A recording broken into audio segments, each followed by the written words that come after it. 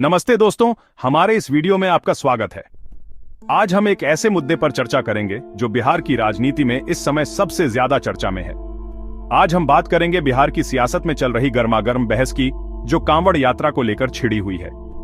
कांवड़ यात्रा, जो हर साल लाखों श्रद्धालुओं को आकर्षित करती है, इस बार राजनीतिक विवाद का केंद्र बन गई है। जैसा कि आप सब जानते हैं, पूरे देश में 22 जुलाई से कांवड़ यात्रा शुरू हो गई है।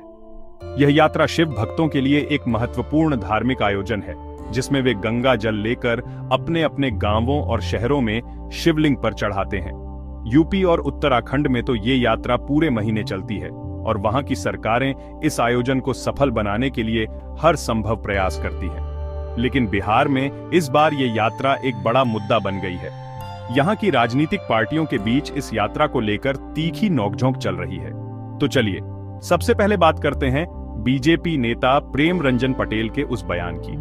पटेल जी ने कहा कि जिस तरह यूपी में दुकानदारों को अपनी दुकानों पर नेम प्लेट लगाने को कहा गया है, ठीक उसी तरह बिहार में भी होना चाहिए। पटेल जी का मानना है कि कांवड़ यात्रा तो आस्था और पवित्रता का प्रतीक है।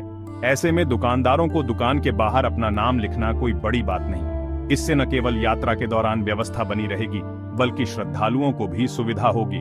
उनका कहना है कि कांवड़ यात्रा तो आस्था और पवित्रता का प्रतीक है।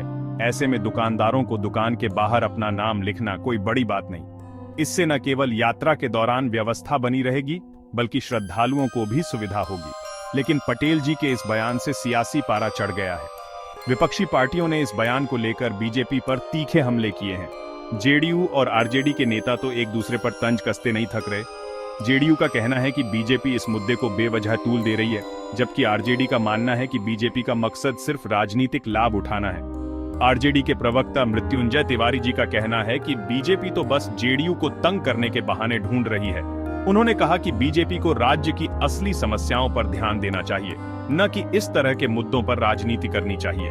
वो पूछते हैं कि क्या इसी तरह देश और राज्य चलेंगे?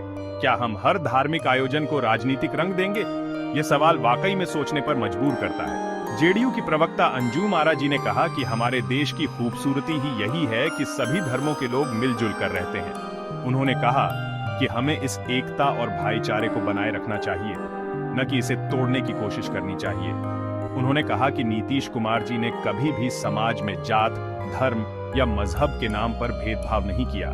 उनके नेतृत्व में बिहार ने हमेशा एकता और सद्भाव का संदेश दिया है। बिहार इसका जीता जागता उदाहरण है, जहां कांवड़ यात्रा में सभी धर्मों के लोग मिलकर सेवा और सत्कार करते हैं। ये यात्रा न केवल धार्मिक आस्था का प्रतीक है, बल्कि सामाजिक एकता का भी प्रतीक है।